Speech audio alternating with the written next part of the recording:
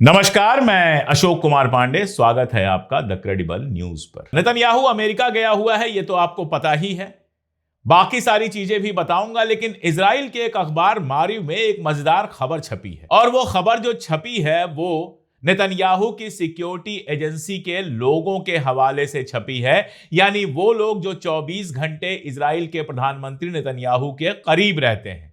उन्होंने ये बताया है कि नेतन्याहू का बेटा जो मियामी में रहता है वो आया हुआ था, बाप बेटे के बीच में मारपीट हो गई, बेटे ने बाप के ऊपर हाथ उठाया, नेतन्याहू के बेटे ने नेतन्याहू के ऊपर हाथ उठाया और उसके बाद उसको मियामी जाना पड़ा। नेतन्याहू ने उसको मियामी भिजवा दिया। ये कैरेक्टर और ये चरित्र है उन लोगों का जो लोग दुनिया को बनाने और सुधारने का दावा कर रहे हैं। ये नेतन्याहू का चरित्र है कि अपना बेटा पिटाई करके मियामी भागा हुआ है।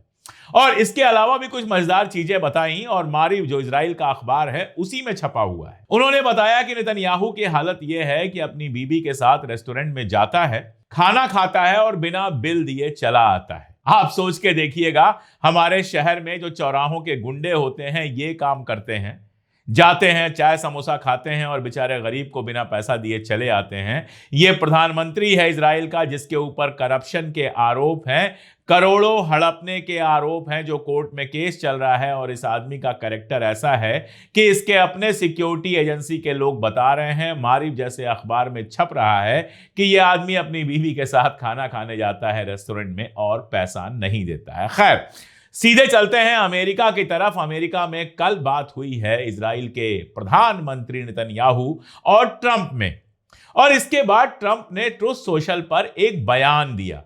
ट्रूथ सोशल पर ही वो लिखता है, आप जानते हैं, वहीं से उठाकर ट्वीट वगैरह किया जाता है। इस बयान को अगर गौर से पढ़ा जाए तो बहुत साफ समझ में आ रहा है कि नेतन्याहू लगातार ये प्रेशर बनाने की कोशिश कर रहा था पूरी बातचीत में कि आप ईरान से कोई समझौता मत कीजिए। शर्तें ला दिए मिसाइल के बारे में, शर्तें ला दिए इस बारे में कि वो हमास, हूथी वगैरह की मदद ना करे, और ये शर्तें तो ईरान मानने वाला नहीं है तो ईरान के ऊपर अटैक कर दीजिए। ट्रंप का जो पूरा ट्रूथ सोशल पर बयान है उससे बहुत साफ समझ में आ रहा है कि नेतन्याहू के ये सब कहने के बावजूद अमेरिका ईरान से जंग को फिलहाल तैयार नहीं है। जो खबरें बाद में बनी, यहां तक कि इजराइल के अखबारों में भी जो खबरें बनी उनमें भी यही दिया गया है कि ट्रंप लड़ने को तैयार नहीं है। ट्रंप का कहना है कि ईरान से बातचीत चल रही है, अच्छी बातचीत चल रही है और हमें पूरी उम्मीद है कि समझौता हो जाएगा। इसी बीच में टर्की के जो विदेश मंत्री हैं उनका एक बयान आया है। उन्होंने एक इंटरव्यू में यह कहा है कि मुझे पूरी उम्मीद है कि अमेरिका और ईरान के बीच में समझौता हो जाएगा। अमेरिका ने भी अपनी मांगें कुछ कम की हैं और ईरान ने भी समझौते के लिए इंटरेस्ट दिखाया है। अमेरिका को भी पता है कि ईरान पर हमला करके कुछ हासिल नहीं होना है और ईरान को भी पता है कि अमेरिका से लड़के कुछ हासिल नहीं होना है। तो दोनों पक्ष थोड़े थोड़े दबे हैं और अब यह आसार लग रहे हैं कि शायद अमेरिका और ईरान में समझौता हो जाए। ये मैं नहीं कह रहा, ये तुर्की के विदेश मंत्री कह रहे हैं। यानी आप देखिए, ये एक ऐसा आदमी है जो किसी भी हाल में जंग चाहता है। अमेरिका जाने से पहले धमकी देता है कि अमेरिका मदद नहीं करेगा तो हम खुद हमला कर देंगे, लेकिन हमला करने की हिम्मत तो है नहीं। ये बात तो हम लोग अच्छी तरह से जानते हैं। 12 दिन की जो जंग हुई थी, 12 रोजा जंग जिसको कहा जाता है, उसमें इसके समझ में आ गया था कि ईरान से अकेले लड़ पाना इम्पॉसिबल है। हाथ पांव जोड़ के अमेरिका के पास पहुंचा था और जब अमेरिका ने दखल दिया उसके बाद ही यह जंग रुक पाई। इस बार भी ये पीछे पड़ा हुआ है, लेकिन अभी फिलहाल ये लगता है, हालांकि ट्रंप ने धमकी वमकी दी है, ये कहा है कि पिछली बार बातचीत टूटी तो हमने क्या किया वो ईरान जानता है। जानता तो इजराइल भी है कि पिछली बार जब जंग हुई तो ईरान ने क्या किया, जानते दोनों हैं। और ईरान दोबारा वो सब करने को तैयार है। ईरान के जो लारियानी हैं, खामनेई साहब के सलाहकार, वो पहले ही कह चुके हैं कि अभी तो हमने 15% मिसाइल का ही इस्तेमाल किया था, 85% हमारी क्षमता तो देखी ही नहीं है इजराइल ने। तो तैयार तो सब हैं। ये धमकी का जो स्वर है ये दुनिया को सुनाने के लिए है ट्रंप जो कर रहा है। देखिए, दो बातें हो सकती हैं, दोनों बातें समझनी चाहिए। या तो ट्रंप वाकई ये बात जानता है कि ईरान पर हमला करके कुछ हासिल होने वाला नहीं है, ना तो सरकार बदलने वाली है, ना ईरान को आप हरा पाओगे, थोड़ा बहुत तबाह बर्बाद करोगे, चाइना रशिया इतना पैसा दे देंगे या इतनी मदद कर देंगे कि ईरान दोबारा से खड़ा हो जाएगा। इजराइल इस बीच में बुरी तरह से तबाह होगा और अमेरिका के जो तमाम सारे अड्डे बने हुए हैं मिडिल ईस्ट में वो भी तबाह होंगे। तो मिलना जाना कुछ नहीं है, अरबों खरबों खर्च हो जाएगा ट्रंप का, ये जानता है वो। तो या तो इसकी वजह से वो टाल रहा हो जंग को, ना चाहता हो इजराइल के प्रेशर के बावजूद, या जानबूझ के यह खबर बाहर चलाई गई हो कि ईरान चैन से बैठ जाए कि अब जंग नहीं होने वाली है और कभी भी देर रात, किसी भी देर रात अचानक हमले शुरू हो जाएं। ये दोनों चीजें हो सकती हैं। इसलिए अगर ये बात मैं समझ रहा हूं तो ईरान तो मुझसे बहुत बहुत बेहतर समझ रहा होगा, जो इन सारे हालात को बहुत करीब से देख रहा है। मैंने आपको बताया था कि वहां जाने के बाद लगातार कई लोगों से मुलाकात की थी नेतन्याहू ने, और कल यह खबर आई कि बोर्ड ऑफ पीस जो गजा पर बना हुआ है, उस बोर्ड ऑफ पीस में शामिल हो गया। वो कागज साइन कर दिया उसने, रूबियो के साथ उसकी फोटो आ गई। यानी ट्रंप जो बोर्ड ऑफ पीस बना रहा है या बना चुका है, अब इजराइल भी उसका मेंबर बन चुका है। अरब मुल्क पहले ही कई सारे उसका मेंबर बन चुके हैं। एक बड़ी खबर दोहा से आई। आप जानते हैं, मैंने कल बताया था कि दोहा गए हुए हैं लारिजानी। कहा यही गया था कि कतर के लीडर्स के साथ मुलाकात करेंगे। जाहिर तौर पर कतर के लीडर्स के साथ मुलाकात की है उन्होंने, लेकिन टर्की का अखबार यह बता रहा है कि कतर के लीडर्स के साथ मुलाकात करने के साथ साथ उन्होंने हमास के लीडर्स से भी मुलाकात की है। आप जानते हैं कतर में हमास के लोग रहते हैं। हमास की लीडरशिप को कतर में रखा गया है। कतर में उनको सारी सुविधाएं, सारी सहूलियतें उपलब्ध कराई जाती हैं, वहीं रहते हैं। वहीं पर इजराइल ने निशाना बनाने की कोशिश की थी, जिसमें वो बुरी तरह से नाकामयाब हुआ था। कहा यह जा रहा है, यह अखबार बता रहा है कि हमास के लोगों के साथ अली लारिजानी की बात हुई है। हमास ने जो कुछ चल रहा है, सेकेंड राउंड में जिस तरह से बातचीत आगे बढ़नी है, सेकेंड राउंड में जिस तरह से सीज फायर को आगे बढ़ना है, उसके बारे में, रफा बॉर्डर से जिस तरह से बहुत कम लोगों को आने दिया जा रहा है उसके बारे में, हमास के हथियारों के बारे में और गजा के अंदर जो हालात हैं उसके बारे में अली लारिजानी से डिटेल में बात की है। कई घंटे ये बातचीत चली है, जिससे यह अंदाजा लगाया जा रहा है कि अली लारिजानी के कतर जाने का बड़ा जो मकसद था, वो मकसद हमास के लोगों से मुलाकात का भी था। तो जो अमेरिका और इजराइल लगातार कह रहे थे कि Iran, Hamas, Houthi, Hezbollah, resistance के लोगों से रिश्ता तोड़ ले, वो अली लारिजानी ने कतर जाकर और वहां पर हमास के लोगों से मुलाकात करके सीधे बता दिया कि इस मामले में हम तुम्हारी कोई बात नहीं सुनने वाले हैं। रेजिस्टेंस हमारा अपना है और हम रेजिस्टेंस के लोगों के साथ, हमास, हूथी, हिजबुल्लाह, इन सब के साथ खड़े रहेंगे। गजा से एक और खबर है जो साथ में बताता चलूं कि गजा में जो मलबा बहुत सारा इकट्ठा हुआ है, आप जानते ही हैं कि इजराइल ने जाने कितनी बिल्डिंग्स को जमींदोज किया है, उन सब का मलबा वहां पर पड़ा हुआ है। उस मलबे के चलते बहुत सारी बीमारियां फैल रही हैं, लोग परेशान हैं। तो अब ये कम से कम शुरू हुआ है कि यूएन की एजेंसीज वहां से मलबा हटाना शुरू कर चुकी हैं। हालांकि इतना मलबा है जिसको हटाने में बरसों लगेंगे, लेकिन मलबे की सफाई शुरू हो गई है। यह अपने आप में गजा के लोगों के लिए थोड़ी सी राहत की खबर है, वरना तो गजा में जो कुछ हो रहा है, अभी भी गोलियां चल रही हैं, अभी भी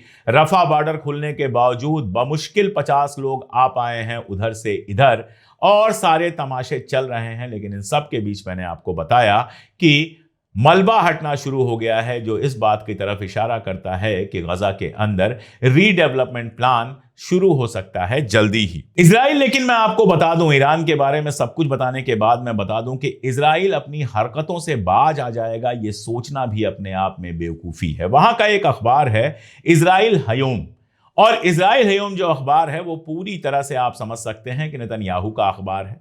नेतन्याहू के मन की बात उसमें छपती है, नेतन्याहू के हिसाब से, ज़ायनिस्ट गवर्नमेंट के हिसाब से बात छपती है।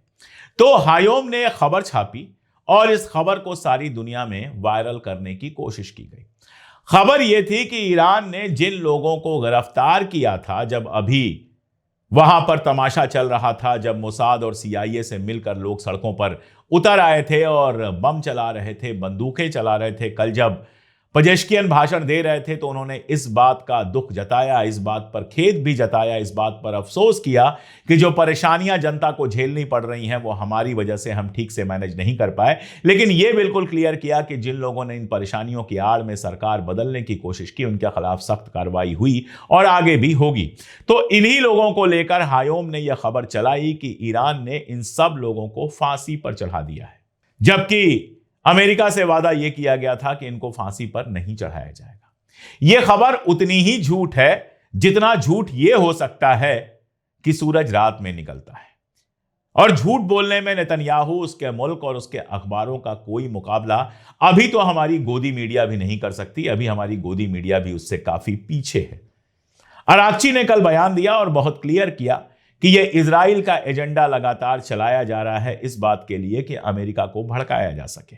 तो इजराइल अपनी सारी हरकतें करेगा इस बात के लिए कि अमेरिका कैसे भी ईरान के ऊपर हमला कर दे, क्योंकि खुद उसकी हमला करने की हिम्मत नहीं है।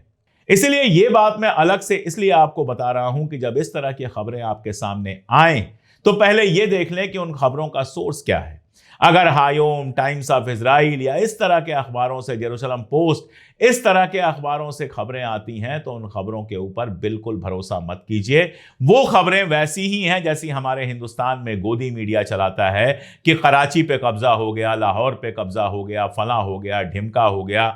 हमारे गोदी मीडिया की हालत यह है कि वो कहता है कि रूस से तेल खरीदना बंद करना मास्टर स्ट्रोक है क्योंकि वेनेजुएला का तेल सस्ता है। मास्टर स्ट्रोक ऐसा है जिसका फैसला आपने नहीं किया, ट्रंप ने किया। तो खैर, गोदी मीडिया पर तो मैं बात करता ही रहता हूं। तो हमारे गोदी मीडिया से बढ़ के है इजराइल का गोदी मीडिया, अमेरिका का गोदी मीडिया।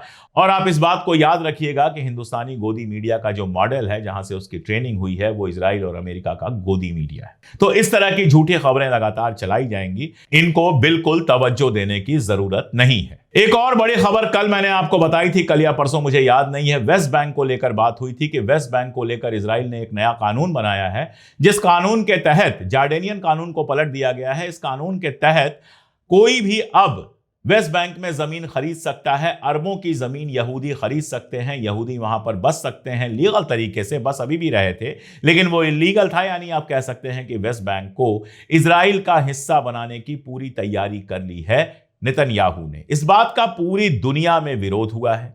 अमेरिका में विरोध हुआ, यूके में हुआ, यूरोपीय यूनियन ने किया, मुस्लिम देशों के संगठन ने किया। शर्म की बात है कि अभी तक हिंदुस्तान ने इसका विरोध नहीं किया है। खैर, इस मामले में एक बड़ी खबर यह है कि चाइना ने अलग से बयान जारी किया इस बात को लेकर कि यह बिल्कुल गलत है। इस बात को चाइना कभी एक्सेप्ट नहीं करेगा। और एक बड़ी खबर यह है कि अरब लीग ने एक मीटिंग बुलाई है।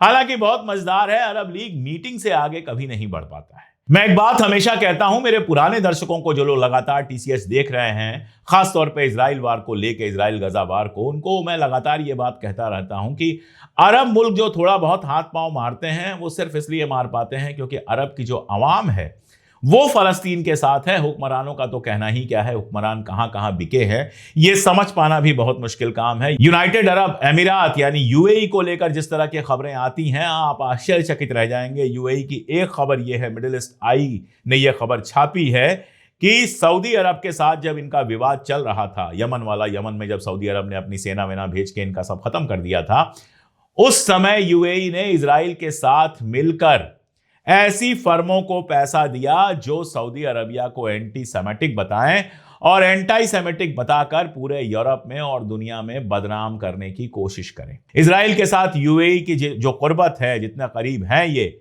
जिस तरह का इनका सहयोग है, उस पर मैं बहुत सारी बातें कर चुका हूं। खैर, मैं ये सब क्यों बता रहा था, क्योंकि एक सर्वे आया है जो ये बताता है कि अरब, और ये पैन अरब की बात है, सारे अरब मुल्कों की बात है, किसी एक मुल्क की बात नहीं है। यह सर्वे बताता है कि ज्यादातर अरब नहीं चाहते हैं कि उनके मुल्क इजराइल के साथ कोई अब्राहम एकॉर्ड करें या फिर उनके साथ अपना रिश्ता नॉर्मल बनाएं।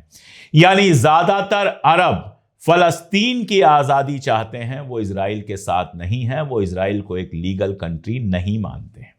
और यही प्रेशर है जिसकी वजह से जब कुछ होता है तो अरब लीग की मीटिंग बुलाई जाती है, एक प्रपोजल पास कर दिया जाता है और बात खत्म। वेस्ट बैंक पर भी एक मीटिंग बुलाई गई है, एक प्रपोजल पास कर दिया जाएगा, उसके बाद बात खत्म हो जाएगी। इसके आगे कुछ अरब मुल्क करते हुए दिखाई दें, यह जरा सा आश्चर्यजनक लगता है अगर करे तो। हालांकि हाल में ही इजराइल के खिलाफ जिस तरह से सऊदी अरबिया, टर्की और इजिप्ट ने खास तौर पे कदम उठाए हैं, वो अपने आप में इस बात को बताते हैं कि अब उनको पता है कि अगर खुद अपना वजूद बना के रखना है, अपनी सत्ताएं बना कर रखना है, तो उनको मजबूत होना होगा, वरना इजराइल की नजर कभी भी किसी भी अरब मुल्क की किसी भी जमीन पर पड़ सकती है। इजराइल की जमीन की भूख ऐसी है कि सारे अरब को खा जाएगा। तो भी उसकी जमीन की भूख खत्म नहीं होगी। ये एक वजह हो सकती है कि आजकल थोड़ा ज्यादा एक्टिव दिखाई देते हैं कुछ अरब मुल्क, लेकिन इन सब के बावजूद कमान किसके हाथ में है? अमेरिका के। जिस दिन अमेरिका कहेगा फिर सारे के सारे लाइन पर आ जाएंगे। तो खैर, फिलहाल ये लग रहा है कि अमेरिका जंग करने के मूड में नहीं है, लेकिन ये साजिश भी हो सकती है, धोखा भी हो सकता है। ईरान ने बिल्कुल क्लियर किया है कि वो जिस तरह की भी जंग होगी उसके लिए तैयार है, बातचीत वो करना चाहता है, लेकिन बातचीत अगर टूटेगी और जंग होगी तो वो जंग के लिए भी तैयार है। लारिजानी का हमास से मिलना, हमास के लीडर से मिलना, ये बताता है कि रेजिस्टेंस का साथ कतई किसी भी हाल में ईरान नहीं छोड़ने वाला है। और गजा के अंदर जिस तरह से रबल की सफाई हो रही है, ऐसा लगता है कि शायद वहां पर रीडेवलपमेंट का काम भी, रेनोवेशन का काम भी शुरू हो। आज के लिए इतना ही, शुक्रिया।